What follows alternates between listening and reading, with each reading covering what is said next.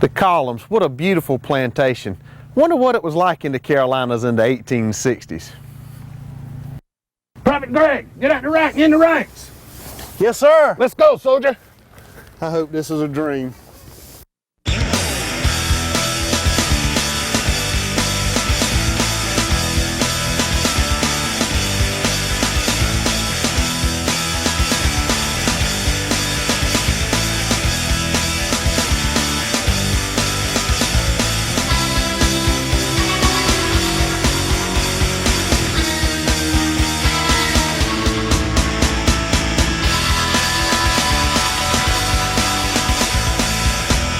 South Carolina Outdoors with Jay Gregg. Hey, we're here now with George Whitten and Wyatt Herring.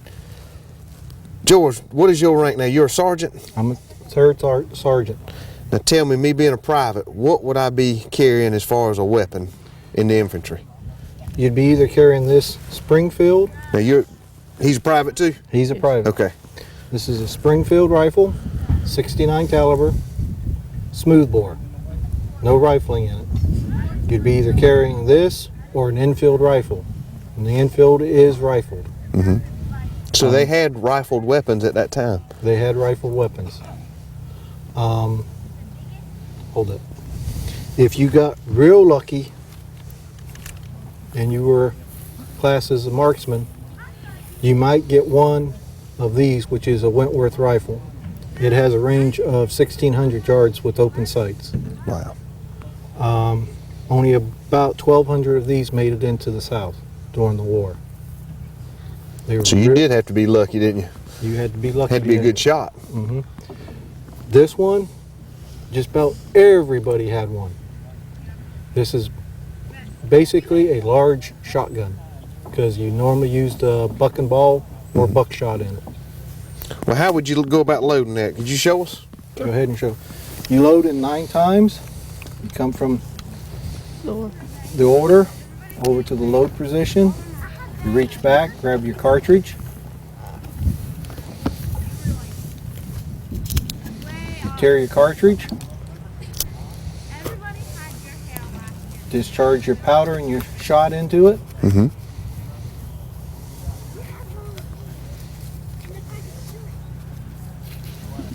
Draw your rammer and ram it in.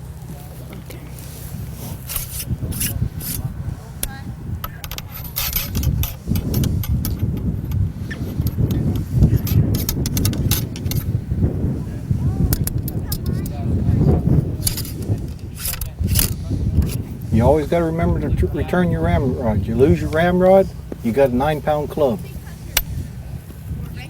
First you go to half cock, put your musket cap on. Is that like a firing cap? Firing, yep. Hi, you want a boiled egg? Ready? Ready? This way? Which way you want this? Out that way. Aim. Cock it the whole way back. Fire! And then, Sergeant, they'd have to reload, do all that again? You have to do that 3 times a minute. You got 20 seconds per round to load. And the enemy's firing back at you? 3 rounds a minute. Now tell me about some of this other stuff. He's carrying a bayonet here? He has his bayonet. Now when would that go on the rifle? For close-up fighting. So when we got close, after we loaded and fired 3 or 4 times, when we got together, you'd go into fighting? Mm-hmm. That's just nasty. Why is it speared off like that? It's got the edge up here too. This was originally designed to kill people with. It makes a nice little hole in you that you cannot sew up. That's why it's kind of like a pyramid. Mm-hmm. And they had a shield for it and everything. Yes, you have a sheath for it. Turn around. This is your cap pouch here. This carries all your musket caps in there. They look like little brass hats. Mm-hmm. Now what would be in here? This is your cartridge box. You got 40 rounds in here. You get 40? Is that what you were issued? You were issued 40 rounds. Anything else you had to stick in your pockets.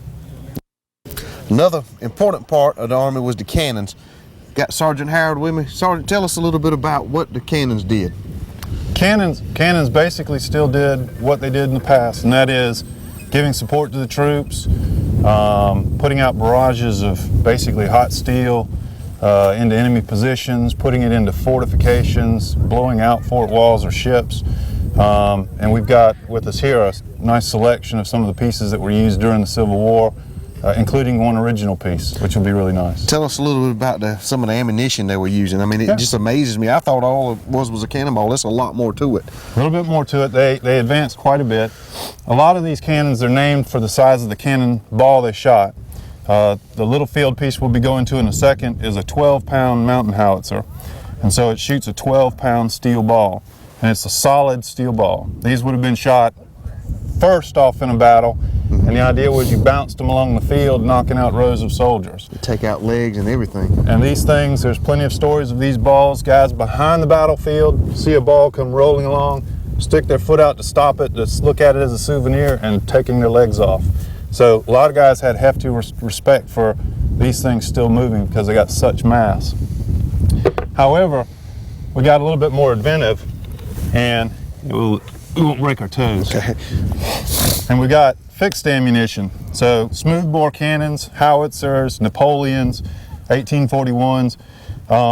Ammunition would come a lot of times fixed. So you'd have a cannonball at one end, you'd have a sabot, which is just something to hold everything together, and then a gunpowder charge that would be at the base of it. This one for howitzers, it's about 5 ounces of gunpowder is all it needed. Didn't need very much.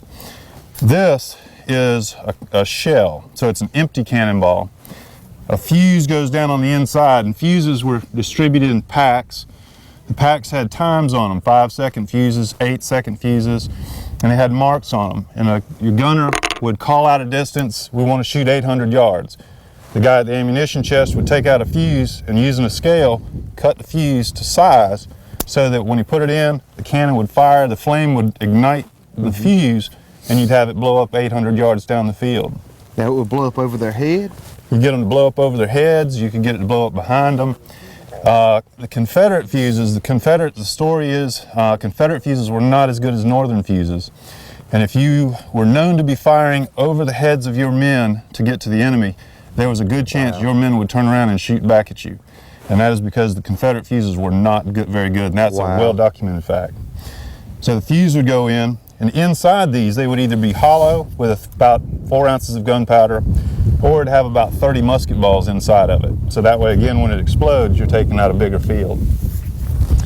The other thing, and the one most people usually think about, is canister. And this one's got a little hole cut inside of it. And that's so that you can see it's basically a coffee can filled big shot with 58 caliber musket balls. And so it's got about 130 musket balls in there. This is just basically a big shotgun shell. As soon as you put it in, it doesn't do anything except explode out of the barrel. This is your last ditch shot. So when guys are 150 yards away or on top of you, this is what you're shooting. And you'd hear them sometimes yell double canister. They'd put 2 of them in at a time.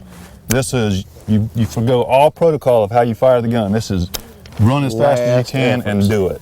Tell me this, can we fire these guns? Yes, sir. Yes, sir. Let's do one. All right. What we've got is we've got a crew standing. Now, would it be a crew of 4 or 5? Or? It's usually a crew of actually 5 to 6 men, and it depends on the type of cannon. And so this crew, they're numbered 1, 2, 3, 4, 5, and they all have very specific duties. So we'll say tend the vent. One man steps in, he puts his hand over the vent hole, and that's to prevent oxygen from going in and out of the cannon. And all of this has to do with safety and keeping things from exploding. Worm. Now during the Civil War, they didn't do this part, but a worm is just a pigtail, and it's to pull garbage out of the cannon. We use aluminum foil to hold our ammunition, and because it's less of a fire hazard, less of us for getting accidental explosions. And so the pigtail gets that extra residue out. Wet sponge. And the wet sponge is to get rid of any sparks. If you remember earlier,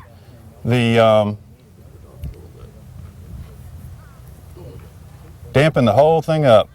Yeah, that one has to be soaked good. You want a good tight seal on those to get every bit of spark.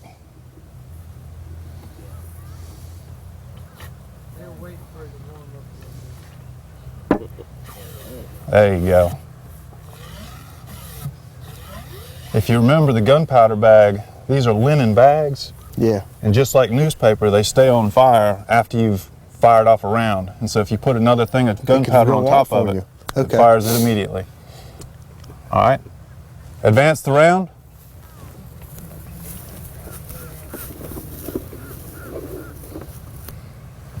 You can do them. Round in. And then he's going to ram it.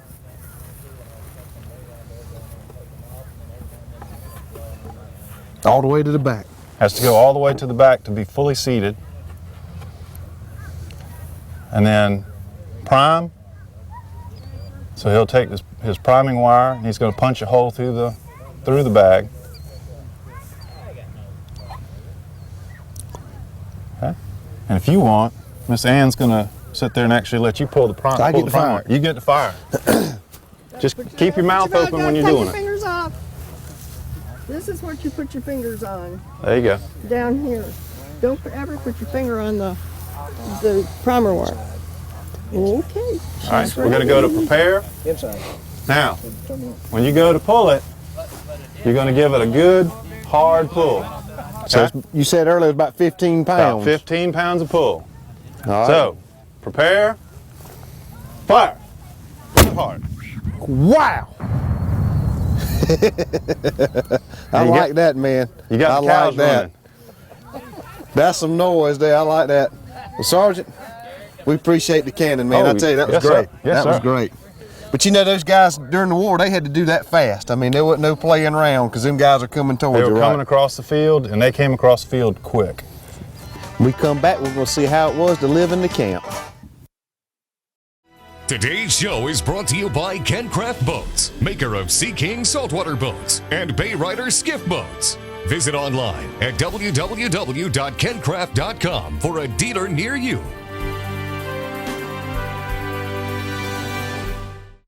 Hey, welcome back. We're here with Corporal Ty.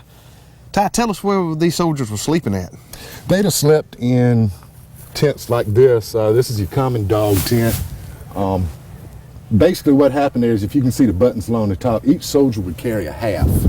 And when they got to where they were going for the night, to camp for the night, those two soldiers or filing partners would put them together, make them a shelter, and basically that's all they had. And it was sticks. It was sticks they picked up, the limbs, branches, anything they could find to get some shelter to get out of the weather. Now that's canvas. That is canvas.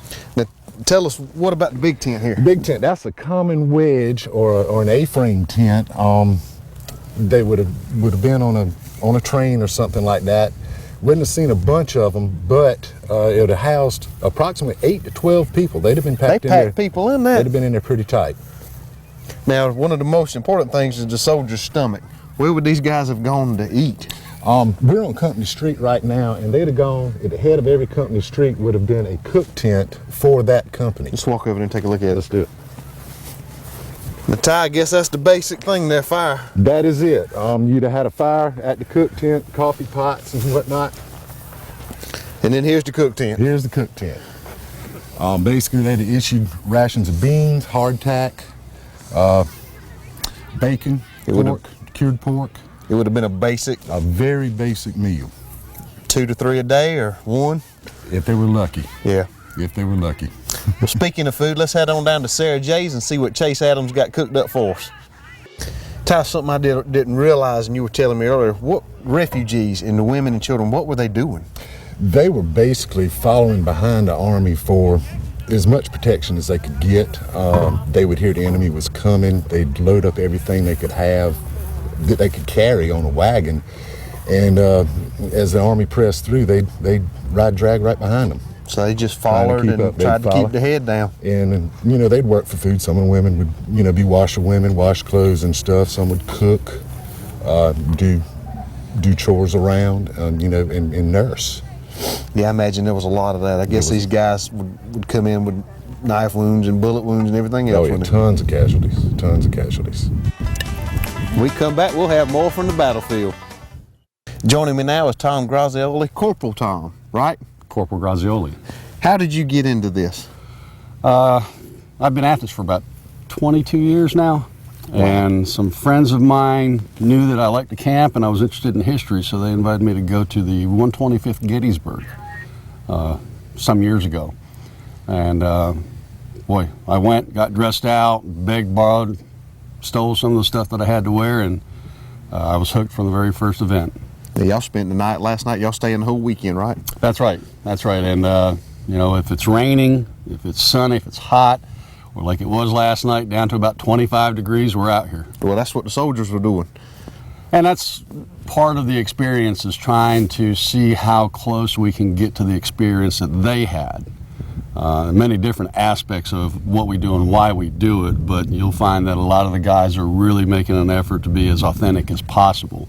Now down here in the Carolinas, everybody wants to be Confederate. How do y'all split that up, you know, on the battlefield? How do y'all decide who's going to be North and South? Well, you're right, everybody in this neck of the woods has a Confederate unit. Now, if we went to an event like we're putting on now, somebody's got to be Federal, and we don't get a lot of real Federals that come down to do the event. So, but some do, don't they? Every so often we'll get a few real Federals. But all of the reenactors, all the people that participate, have two sets of uniform. You know, one is Federal, one is Confederate, and then we'll sit down and coordinate based on the number of people who are here, who might have been Federal at the last event, and we'll assign one of the units to be Federal. Sometimes we'll make the Federal on Saturday, and then you'll be Confederate on Sunday and switch it up like that. So you're changing up every time. Yeah, we call that galvanizing. Mm-hmm. That's when you change to the different side. Well, tell me this, tell the folks at home, how would you join something like this? If you're interested in reenacting, if you're interested in the camping and the history and just everything that goes on out here, the best way to do it is come to one of the events and speak to the people that are out here. That's usually where we pick up our new recruits. For more information, you could check our website. That's 23rdsc.com, 23rdsc.com, and there's basic information. It has information about our unit, how you could join, and maybe some of the gear that you might pick up when you're thinking about it. Well, I've enjoyed my day as a Civil War soldier. Thank goodness that was only a dream. Until next week, get out and enjoy your Carolina outdoors.